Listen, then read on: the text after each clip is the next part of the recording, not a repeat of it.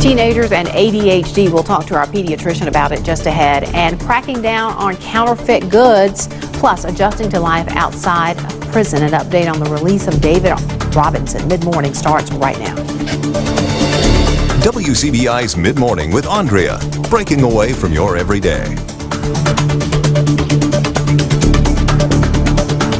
Good morning, everyone. Is your teenager's social media use contributing to trouble focusing and ADHD? A new study is showing a possible correlation there. Kim Hutcherson has more on the study.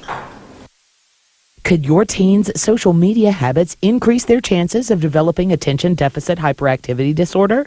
A study published in the medical journal JAMA shows a tentative link between teens' digital media usage, such as social networking, texting, streaming music, or reading online content, and whether they were likely to develop symptoms of ADHD, which include inattention, hyperactivity, restlessness, or impulsivity. Over 2 years, more than 2,500 15 and 16-year-old students who initially said they didn't have any ADHD symptoms completed surveys in which they reported how frequently they engaged in 14 digital media activities. On average, researchers found 10.5% of those who said they engaged in all of the activities later reported significant symptoms of ADHD. Of the teens who said they never engaged in the activities, an average of 4.6% later reported ADHD symptoms. Although insightful, the authors of the study agree more research needs to be done to draw a direct link between the two, specifically a larger test group. For today's Health Minute, I'm Kim Hutcherson. Well, school will be starting in a couple of weeks, and your teenager has probably spent more time on social media and on those devices since they've been out of school. Our pediatrician, Dr. Keith Watson, is here to talk about ADHD and teenagers. And Dr. Watson, good to have you back at the table. Good morning. We've had this conversation before about diagnosing it in smaller children. We've never really touched on it as relates to teenagers. So when you hear the information in that piece that we just ran, there seems to be some correlation between social media use or electronic use and ADHD. Yeah, and I've wondered it because, you know, as our society changes with all of this technology, I see more ADHD now than I did when I moved here 14 years ago. Really? I diagnose it much more often, or I have parents come in concerned about it much more often than I used to. Are you seeing it in older children also? You can, and I like what the piece said about more study, because there's more to it than just iPhone use, right. or social media, because for us as physicians, one of the key components for most ADHD is symptoms present by the age of at least by 7. Okay. And if these kids have never had problem with it until their teenage years, I don't know if you can directly say it's all social media.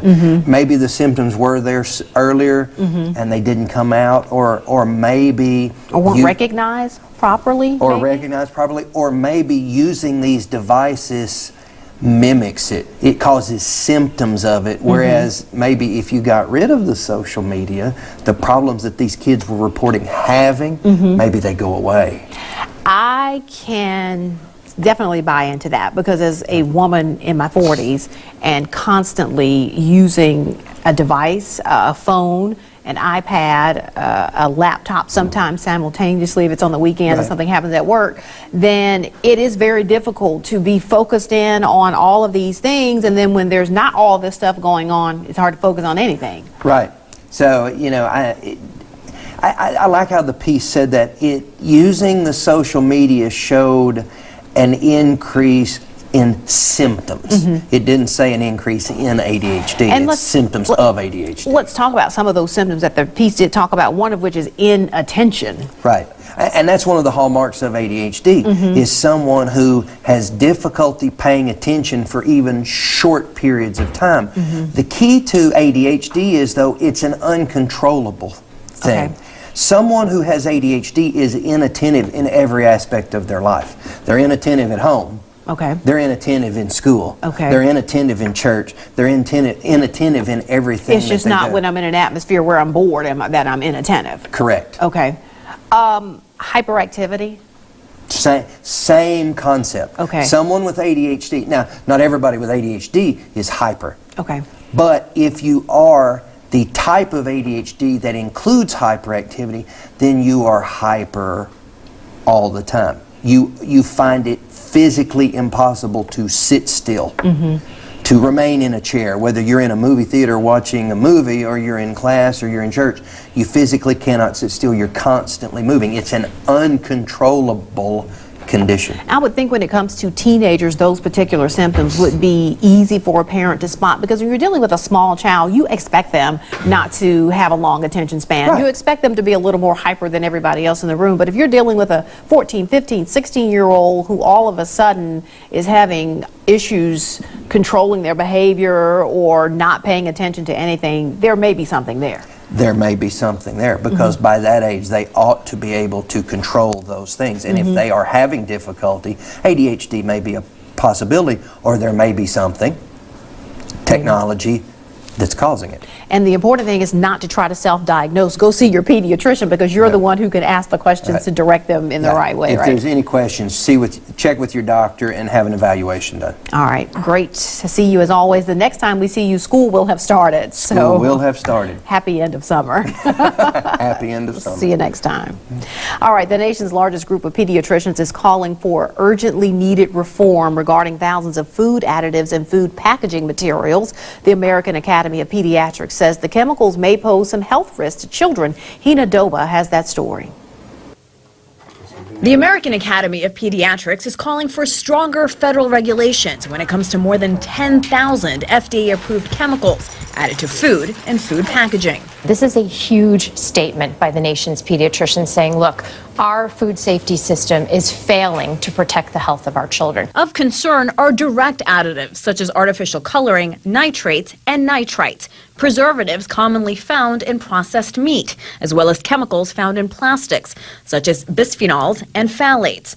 Doctors say the additives can cause widespread health issues. Hormone disruptions, sex hormones, thyroid hormones, it can lead to potential for obesity, cardiotoxicity. The AAP says children are particularly vulnerable because they are still growing and developing. Parents Stephanie and Chris Schobel are very careful about what their two daughters ingest. We definitely will look at the back of a package and say, hey, we're not going to buy this product. It's got, look at that long list of preservatives or red dye, whatever else, and we'll find one that is best for us. The FDA said in a statement, if new information suggests that a substance already in use may be unsafe, or if consumption levels have changed in ways that could affect safety, the FDA can conduct further studies to review whether the use can still be considered safe. The AAP says parents should wash fruits and vegetables and avoid processed meats to reduce chemical exposure. Hina Doba, CBS News, New York. The AAP also suggests parents store food in glass or stainless steel rather than in plastic. Never microwave food in plastic, and avoid plastics with recycling codes 3, 6, and 7. All right, coming up, you could soon see new technology when you check your bags at the airport. We'll show you how it works coming up next.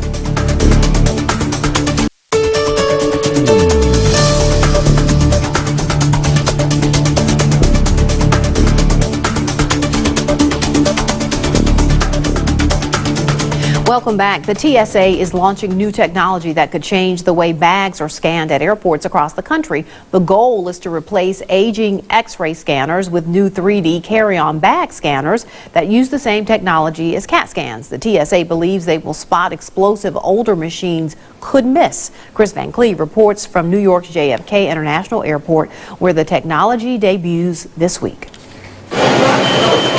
This brand new 3D CT scanner at the American Airlines terminal at New York's JFK Airport can see through just about anything in a carry-on bag to spot a potential threat. Here's what a TSA screener sees now from the current generation X-ray machines. Look closely. Can you spot the knife? And now that's why TSA asks you to remove your laptop, for this reason.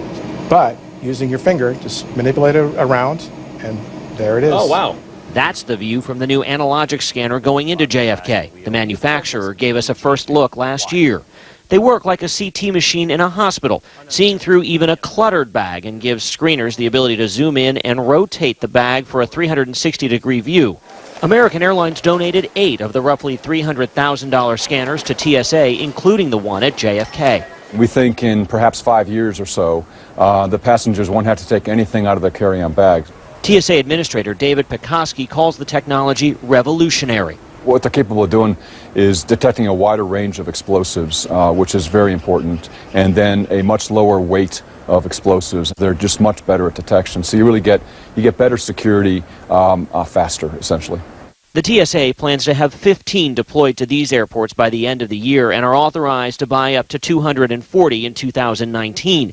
They'll need about 2,000 to cover every airport checkpoint in the country. Jose Frieg is American Airlines head of security. Just getting to that point that in a non-pre-check lane, you're able to keep your liquids, gels, aerosols, and laptops and electronics in your bags. It's a new era, if you will, and we're really excited about it. The TSA has tested these scanners at airports in Phoenix and Boston and found that they did speed up the process because they reduced the number of secondary bag searches. Now, Congress is pushing the TSA to deploy the technology as quickly as possible, but it will likely take several years to replace all of the X-ray machines at all of the airports in the U.S. Chris Van Cleve, CBS News, New York. U.S. Customs and Border Protection seized a record number of counterfeit goods last year. The items that get through are often sold on popular websites. In some cases, the goods are not only fake, but they can also be dangerous. Susan Copen explains. Federal investigators say counterfeit goods are flowing into the United States through some of the biggest e-commerce websites. In a recent investigation, the Government Accountability Office purchased dozens of items from third-party sellers on those sites. 20 out of 47 items were found to be counterfeit. Take a look at this Urban Decay makeup.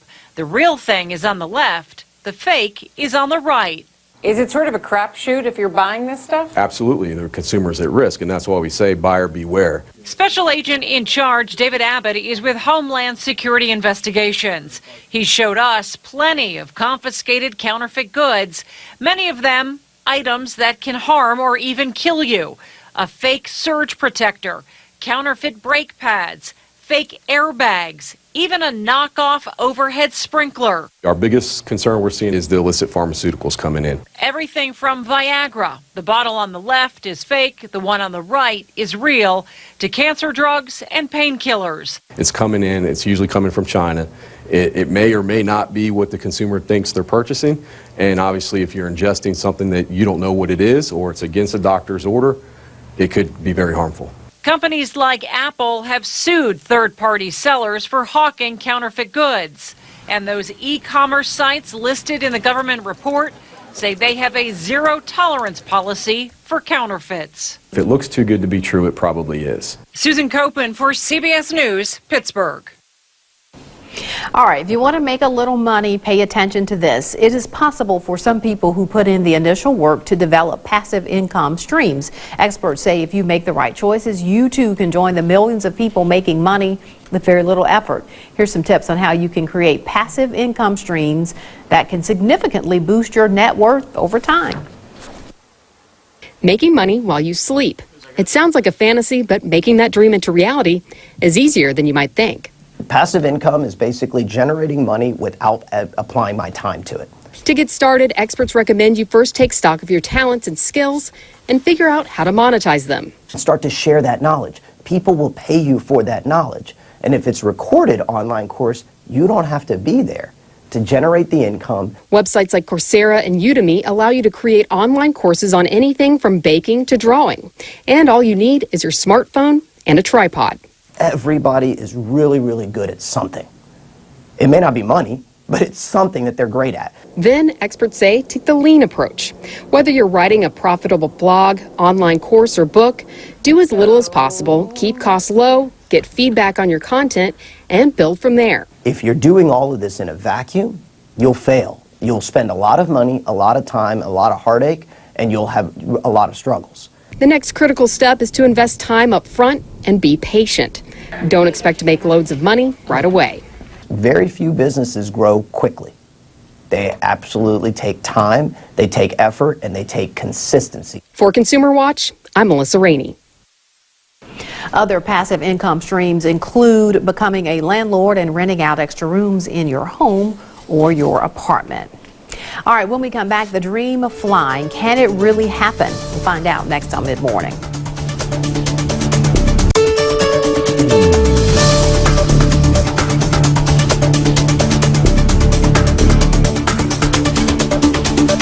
All right, we're back. If you've ever dreamed of taking a flight like a superhero, you may get your chance. Here's Charlie D'Agata. It's not a sight you'd expect to see on the streets of London, but few are more blown away by the jet suit than the man who invented it, Richard Browning. There's that moment where you're off the ground, and suddenly it's really quite liberating. It's almost like that dream most people seem to have around being able to just think somewhere and fly there. A military man who served with the Royal Marines, 39-year-old Browning quit his day job as an oil trader, he says, just to see if he could do it. But at first, getting the invention off the ground wasn't easy. It can reach speeds of 32 miles an hour and an altitude of 12,000 feet. Anyone can fly it with training and insurance. It's made up of 5 mini jet engines, 1 on the back and 2 on each arm, which control direction. In a strange way, a bit like riding a bike. Browning swears he didn't set out to copy the suit made famous in the Iron Man movies, though admits there were some wonderful parallels. Actually, what the guys had done to think up that character and then do all the CGI around it was actually really quite accurate. Now, the dream of designing a jet suit is nothing new, but never before has it been so real. How real? You can actually buy this one if you've got a spare $450,000 rattling around in your pocket. That's right, on display right there at the Selfridges department store, alongside a virtual reality version of how it works. Oh, you have got to love heights. At the moment, it's just for fun. I'm not at all sick. But Browning says he foresees some practical uses too. For niche military applications and niche search and rescue applications, it turns out we do have some capability that they didn't think was possible. For now, the fuel pack limits the suit to only 3 or 4 minutes of flight. But as the engines become more efficient, the only direction this jet suit is headed is up. Charlie D'Agata, CBS News, London. Coming up, a man begins his life in a world much different than the one he left. His story is ahead.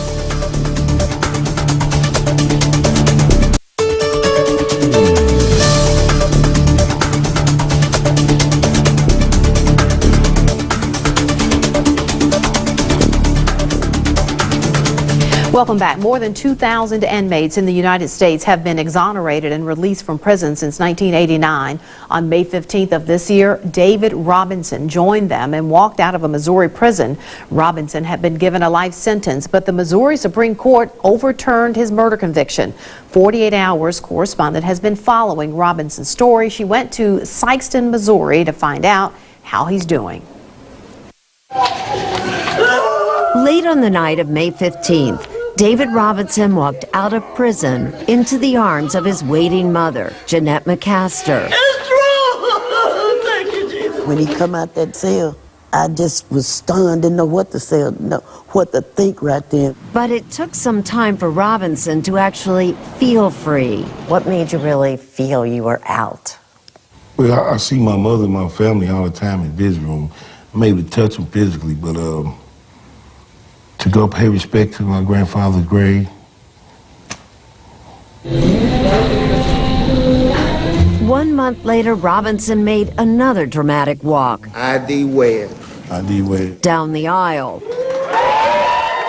Cheered on by his lawyers, family, and friends, David Robinson married longtime girlfriend Pat Jackson, who never gave up on him during the 18 years he was incarcerated. I knew she could have probably moved on. In fact, I asked her to, but she wouldn't. I mean, you must really love this guy to stick with him as long as you have. Yes, ma'am, I do. Yes, ma'am, I do. Here, here. She wasn't sure this day would ever come. Robinson had been serving life for the 2000 murder of a young mother, Sheila Box.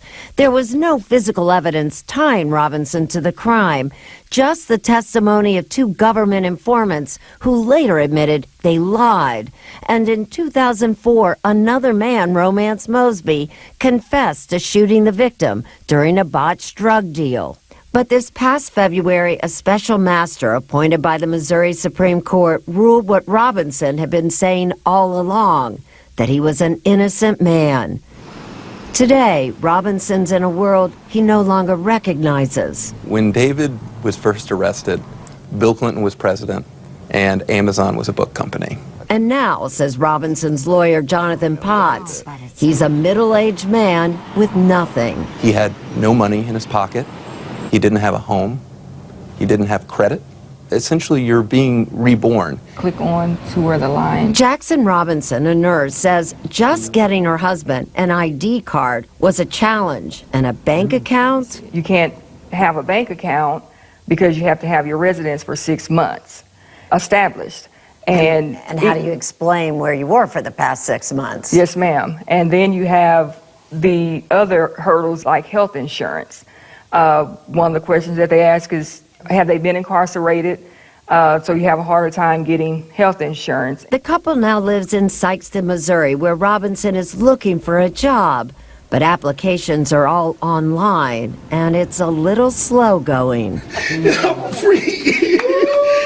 And while Robinson has left prison, it hasn't quite left him. We were in a department store shopping for something to wear, to the wedding. He had paid for his stuff, but the clerk forgot to take off the sensor. And so once he went, to the door, then the alarm started going off. And so he threw his hands up in the air. His instinct was, I didn't do it. Robinson knows the odds of staying free are against him, but he's determined to beat them. My late grandfather said, you could have called me a young fool, but you ain't gonna call me an old fool. So I'm gonna start the rest of my life living it differently than I did the other part of my life. All right, stay with us. We'll be right back to wrap things up. All right, be sure you stay connected with us on social media. We're on Facebook, Twitter, and Instagram, and we will see you back here next time.